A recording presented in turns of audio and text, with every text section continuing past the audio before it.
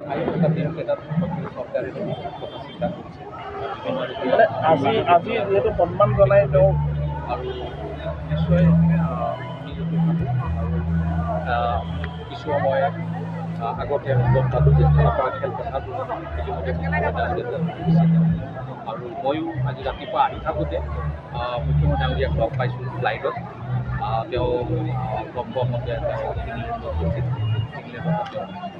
মোৰ কথা যে চৰকাৰীভাৱে কিবা অনুষ্ঠান আয়োজন কৰাৰ প্ৰয়োজনীয়তা আছিল বুলি ক'ৰবাত ভাবে নেকি এগৰাকী জনপ্ৰতিনিধি?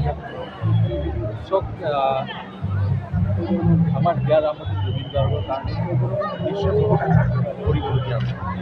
আৰু নিশ্চয় আমি ভাবোঁ যে আহি থকা দিনকেইটাত চৰকাৰে তেওঁৰ কাৰণে ইতিমধ্যে সমাধিস্থল কিবা এটা